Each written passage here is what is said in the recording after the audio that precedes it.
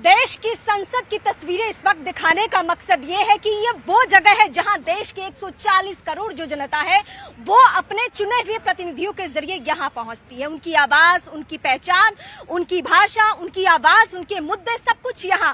और साथ साथ जो देश की आधी आबादी है यानी महिलाएं, उनकी भी आवाज यहीं से उठती है। खबर इस वक्त की सबसे बड़ी यही है कि कैबिनेट की बैठक जो 6:30 बजे शाम को हो रही है उसमें महिला आरक्षण मुद्दे पर ही बातचीत हो सकती है। इस वक्त की सबसे बड़ी खबर हम दर्शकों को बता रहे हैं। इस वक्त जो गेस्ट है हमारे साथ प्रशांत, उनके बारे में बताएंगे, आपको अपडेट करेंगे। और बीजेपी की प्रवक्ता अनिला सिंह भी इस वक्त हमारे साथ जुड़ चुकी हैं। स्वागत है आपका। और विजय राठी हमारे साथ समाजवादी पार्टी से मौजूद हैं ही, और ज्योति सिंह हमारे साथ कांग्रेस के प्रवक्ता लगातार मौजूद हैं। लेकिन हम जहां पर मौजूद हैं, ऐतिहासिक इमारत संसद की आज की कार्रवाई, यहां इस विशेष सत्र की जरूर चल रही है। कैबिनेट की अहम बैठक आज शाम को हो सकती है और महिला आरक्षण बिल पर इसमें चर्चा हो सकती है। सबसे खास बात यह कि क्या वाकई इस पर आज चर्चा हो सकती है। विपक्ष लगातार कई तरह की आशंकाएं भी जाहिर कर रहा था। यतिन शर्मा भी हमारे सहयोगी हैं, रीमा हमारे साथ में, और ये एक बड़ी जानकारी इस संबंध में दे भी रहे हैं।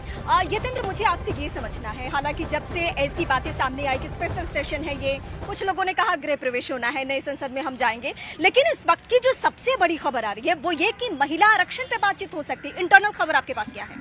देखिए, बिल्कुल, क्योंकि महिला आरक्षण इस वजह से बात हो रही है क्योंकि जो आज की परिस्थितियां हैं, अगर आप संसद को देखेंगे तो चाहे वो लोकसभा हो या राज्यसभा हो, जो 78 टोटल महिला सदस्य हैं आज सदन की सदस्य, और अगर वो 78 का अगर अनुपात निकालते हैं तो वो 14% यानी कि 15% से भी कम है। देश की संसद में जो महिलाओं की बराबरी की बात हम जिस लोकतंत्र में करते हैं, यतेंद्र, ये 75 साल में यहीं तक है आंकड़ा, इसी वजह से। और ये 75 साल की जो बात कर रहे हो, और मोदी सरकार जब से आई है वो 75 साल यानी कि अमृत काल मना रही है।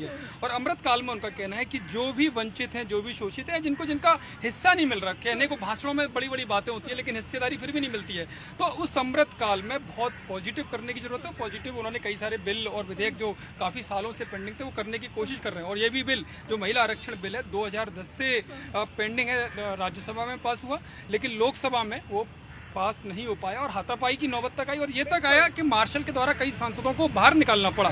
लेकिन और विधानसभाओं की बात करें तो विधानसभाओं में कई सारे राज्य ऐसे हैं जहां पर 10% से भी कम हिस्सेदारी महिलाओं की है, विधायकों की है, और कई राज्य ऐसे हैं यहाँ 10 से 12 है, यानी कि 15% से कम किसी भी, चाहे वो संसद में देख लें या राज्यों की विधानसभाओं में देख लें, वो नहीं है। तो ऐसे में जब प्रधानमंत्री मोदी ने अमृत काल में कुछ पॉजिटिव करने की बात की, आज भी उनका जो संवाद था, जो डायलॉग डिलीवरी थी, उन्होंने कहा था कि हम बड़े बड़े निर्णय करेंगे। तो आज कैबिनेट की मीटिंग बुला ली गई है और कैबिनेट की मीटिंग शाम को 6:30 बजे की, और अनुमान यही लगाया जा रहा है, जो सूत्र बता रहे हैं कि महिला आरक्षण बिल कैबिनेट की और ये बड़ी बात भी हो सकती है कि अगर महिला आरक्षण बिल पर यहां पर चर्चा होती है तो जिसे लेकर एक सियासी घमासान छिड़ा रहा था, क्योंकि आज का दिन भी बेहद खास है, ऐतिहासिक दिन है। क्योंकि जिस इमारत के सामने, संसद भवन के सामने हम मौजूद हैं, तकरीबन 97 साल हो चुके हैं इस इमारत को, संसद की कार्रवाई को लेकर के यहां आगे बढ़ी, इतिहास इसमें एक के बाद एक रचे गए। लेकिन कल से कार्रवाई नए संसद भवन में होगी, महिला आरक्षण बिल की बात। लेकिन अनिला जी, विपक्ष की ओर से ये लगातार आरोप लगाया जा रहा था आपके आने से पहले, आपकी अनुपस्थिति में, कि ये तो दिखावा है ये अगर इस तरह का कदम उठाया जाता है सरकार की ओर से महिला आरक्षण बिल। देखिए, ऐसा है कि मैं तो ये कह रही हूँ ना कि आज की तारीख में हम चर्चा कर रहे हैं, पूरी मीडिया इसके ऊपर चर्चा कर रही है और एक आकलन लगाया जा रहा है कि भाई हो सकता है, तो उसमें बुराई क्या है, उसमें क्या टीका टिप्पणी करनी है। मैं तो यही कहूंगी ना, उर्दू में कहते हैं बहुत देर कर दी हुजूर आपने आते आते। तो ये बिल देरी से आ रहा है।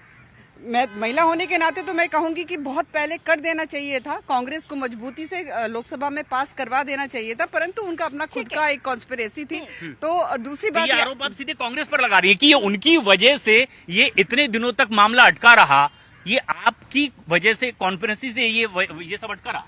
ये कांग्रेस पार्टी ही है, ये श्रीमती सोनिया गांधी का ही विजन है, जो आज भारतीय जनता पार्टी एनडीए के सरकार को मजबूरन मीटिंग भी बुलाने पड़ रही, जैसा कि हमारे पत्रकार भाई ये काल में क्यों नहीं आ गया? पिछले काल में मनमोहन सिंह के सरकार में तो श्रीमती सोनिया गांधी के ही इनिशिएटिव पर तो राज्यसभा में हमने पास कराया। किसकी वजह से रुका? लोकसभा में हमारे पास किसकी वजह से रुका? हमारे पास बहुमत नहीं था तो नहीं हुआ। लेकिन जो कांग्रेस पार्टी जिन मुद्दों को उठाते रही, जिन मुद्दों को, मैं आऊंगी इस मुद्दे पे, मैं जरा अभी ताजा जो समाजवादी पार्टी की तरफ से स्टेटमेंट आया है और कांग्रेस पार्टी ने, हाँ ये ठीक है, इस बात में बिल्कुल सच्चाई है कि कांग्रेस पार्टी का स्टैंड क्लियर रहा, लेकिन यही कांग्रेस पार्टी अपने सहयोगी समाजवादी, जेडीयू, आरजेडी, इन सब की वजह से ये महिला आरक्षण विधेयक नहीं लेकर आ सकी, नहीं लोकसभा से पेश करा सकी, यही सच्चाई है।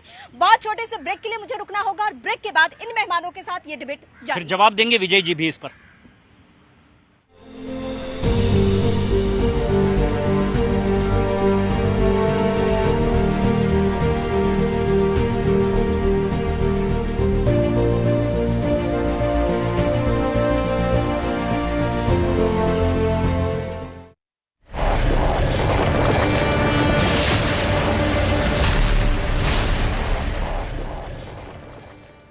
जल्दी करना। लेकिन यह पारित नहीं हो सका। ऐसे में विशेष सत्र के दौरान सरकार इस बिल को पास कराने की कोशिश करेगी। विधेयक पास होने के बाद डाकघर के पास विशिष्ट डाक टिकट जारी करने का विशेषाधिकार होगा। साथ ही अधिकारियों के पास इमरजेंसी कंडीशन में शिपमेंट खोलने और रोकने का अधिकार भी होगा। अगला है मुख्य चुनाव आयुक्त और अन्य आयुक्त सेवा शर्त बिल। मॉनसून सत्र के दौरान राज्यसभा में सरकार ने चुनाव आयुक्त और चुनाव आयुक्तों की नियुक्ति को लेकर विधेयक पेश किया था, जिसमें प्रावधान है कि प्रधानमंत्री नियुक्ति के लिए गठित कमेटी के अध्यक्ष होंगे। लोकसभा में विपक्ष के नेता या फिर सबसे बड़े दल के नेता भी इस समिति में होंगे। प्रधानमंत्री का यह अधिकार होगा कि वो कैबिनेट स्तर के केंद्रीय मंत्री को समिति का सदस्य नामित कर सकेंगे, जिसका विपक्ष लगातार विरोध कर रहा है।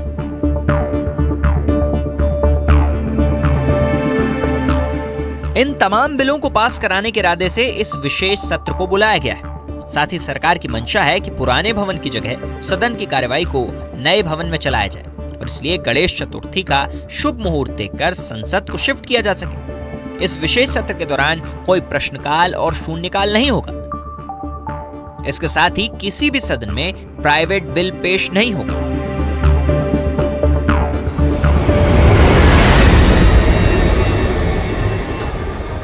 तो आज से संसद का विशेष सत्र शुरू होने जा रहा है। सत्र से पहले मोदी सरकार ने सर्वदलीय बैठक बुलाई, जहां सभी दलों के नेताओं ने विशेष सत्र को लेकर अपनी राय रखी। साथ ही सरकार से सत्र की जानकारी सार्वजनिक करने की मांग की गई।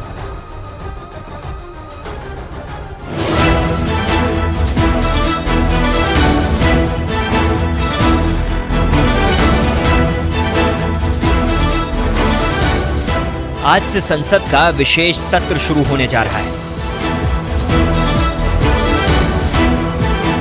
5 दिन तक चलने वाला यह विशेष सत्र संसद की नई बिल्डिंग से चलेगा। संसद सत्र की शुरुआत से पहले सरकार ने अपने एजेंडे को विपक्ष के सामने रखा। संसदीय कार्य मंत्री प्रहलाद जोशी ने इस सत्र के पूरे प्लान से सभी दलों को वाकिफ कराया। 51 leaders from the 34 parties attend किए हुए हैं और सरकार की तरफ से ऐसे तो बहुत पार्टी बहुत डिमांड किया है, लेकिन सरकार की तरफ से हमने जो एजेंडा है हमने स्पष्ट रूप से कहा है।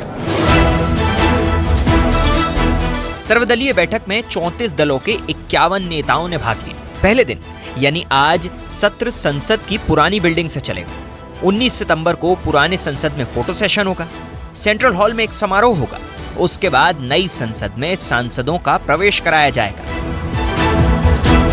Next day there will be photo session in the existing parliament building and there will be function in the central hall at 11 o'clock. After that we are going to enter new parliament. सत्र में संसद के 75 साल के सफर पर चर्चा होगी। संसदीय कार्य मंत्री प्रहलाद जोशी ने कहा कि सत्र के दौरान कुल 8 विधेयकों पर चर्चा होगी। सरकार की कोशिश रहेगी कि इन सभी विधेयकों को सत्र की कार्यवाही के दौरान पास कराया जा सके। ऑलरेडी 4 बिल तो लिस्टेड है। कितना सर? 4 बिल तो लिस्टेड है और उसके साथ ही साथ जो ऑलरेडी लिस्टेड है बीएससी में अप्रूवल का पेंडिंग है, वो भी 2-3 बिल है।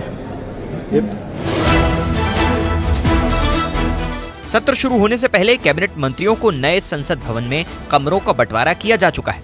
जिन मंत्रियों को कमरे मिले हैं उनमें गृह मंत्री अमित शाह, रक्षा मंत्री राजनाथ सिंह, वित्त मंत्री निर्मला सीतारामन, परिवहन मंत्री नितिन गडकरी, वाणिज्य मंत्री पीयूष गोयल, कृषि मंत्री नरेंद्र सिंह तोमर, अर्जुन मुंडा, विदेश मंत्री एस जयशंकर, धर्मेंद्र प्रधान, स्मृति ईरानी और अश्विनी वैष्णव शामिल हैं। सरकार ने साफ कर दिया कि नई संसद में 19 सितंबर को संसद का सत्र चलेगा और 20 सितंबर से नियमित सरकारी कामकाज होगा। First day of the session will in the new parliament will held on 19th and from 20th there will be regular government business. सर्वदलीय बैठक में कश्मीर में अपनी जान गंवाने वाले सुरक्षा बल के जवानों को श्रद्धांजलि दी गई। संसद का विशेष सत्र आज से 22 सितंबर तक चलेगा।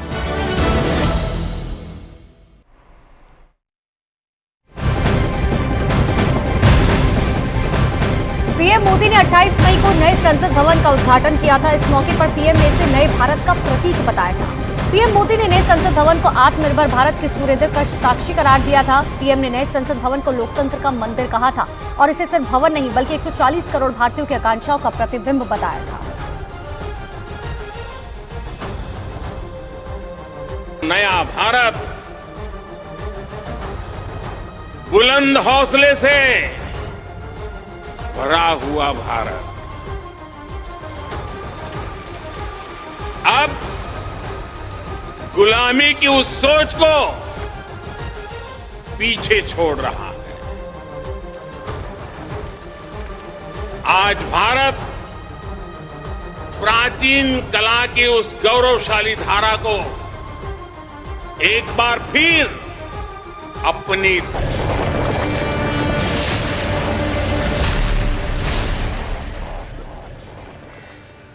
देश के संसद परिसर से इस वक्त की सबसे बड़ी खबर बता दूं, महिला आरक्षण को लेकर क्या रास्ता साफ हो रहा है। शाम 6:30 बजे जो मोदी कैबिनेट की बैठक हो रही है उसके जरिए बहुत कुछ पता चल सकता है। जो बैठक है उससे यह भी पता चलेगा कि क्या बुधवार ही वो तारीख है जिस दिन 75 सालों का इतिहास बदलेगा, यानी 33% महिला आरक्षण हो जाना है। हालांकि अलग अलग पार्टियों का अलग अलग स्टैंड है, उन सबको लेकर भी बहुत सारे सवाल है। इस वक्त की सबसे बड़ी खबर यही है।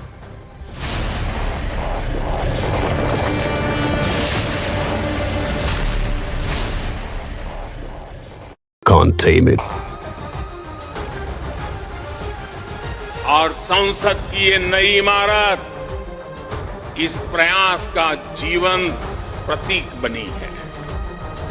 सर्वदलीय बैठक के दौरान सरकार और विपक्ष की सोच मेल खाती हुई नजर नहीं आई। दरअसल विपक्षी दलों के नेताओं ने सरकार से महिला आरक्षण विधेयक लाने की गुहार लगाई, जिस पर सरकार ने वक्त आने पर इसे संबंधित विधेयक लाने की बात कही।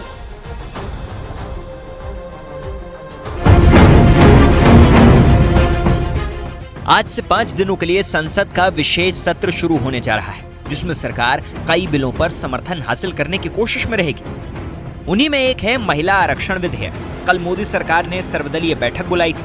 ये बैठक पार्लियामेंट लाइब्रेरी बिल्डिंग में आयोजित की गई। बैठक के दौरान विपक्षी दलों ने महिला आरक्षण विधेयक को पारित करने की वकालत की। उनका कहना है कि लोकसभा और राज्य विधानसभाओं में महिलाओं के लिए कुल सीटों में 1/3 आरक्षित करने का प्रावधान किया जाए।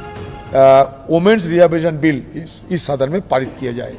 ये शुभ अवसर पर वुमेन रिजर्वेशन बिल को पारित करके सरकार नए सदन की शुरुआत करे। सर्वदलीय बैठक के बाद भारतीय जनता पार्टी के सहयोगी और एनसीपी अजित पवार गुट के नेता प्रफुल्ल पटेल ने कहा कि हमारी पार्टी भी सरकार से संसद सत्र में महिला आरक्षण विधेयक पारित करने की अपील करती।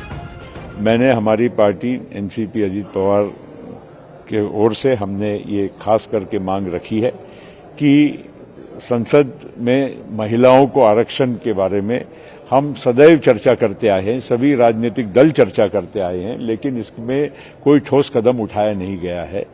जब 75 वर्ष पूरे हुए हैं और एक नई वास्तु में जा रहे हैं, तो हमने निश्चित महिलाओं का, इस देश की महिलाओं का सम्मान करते हुए हमने ये महिला आरक्षण विधेयक को पारित करना चाहिए। वहीं जेडीयू नेता अनिल हेगड़े ने भी महिला आरक्षण बिल को लाने का समर्थन किया। सारे पार्टियों ने एकमत होकर के वुमेन रिजर्वेशन बिल दोनों हाउस में पास करने के बारे में मांग की।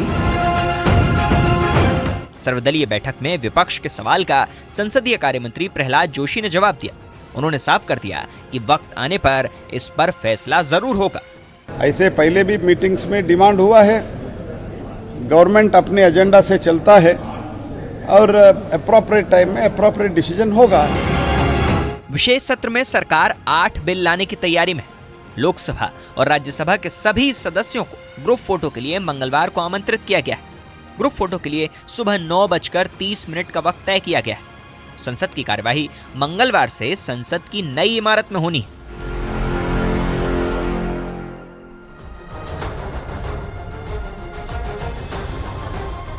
और आइए अब आपको ये बताते हैं कि संसद के विशेष सत्र के एजेंडे में आखिर वो कौन कौन से बिल शामिल हैं जिन पर चर्चा की जाएगी। तो सबसे पहला और महत्वपूर्ण बिल जिसके लिए कहा जा रहा है अधिवक्ता संशोधन बिल 2023, जिस पर चर्चा की जाएगी। दूसरा प्रेस और पत्रिका पंजीकरण बिल 2023। तीसरा बिल डाकघर विधेयक 2023। दरअसल ये वो बिल है जिन पर कहा जा रहा है कि चर्चा की जाएगी। आगे बढ़ते हुए मुख्य चुनाव आयुक्त और अन्य चुनाव आयुक्त बिल पर भी चर्चा जो है वो पूरी तरह से संभव है, लेकिन जब सत्र की शुरुआत होगी तब पता चलेगा कि आखिर वो कौन कौन से बिल होंगे जिन पर इस सत्र में चर्चा होगी।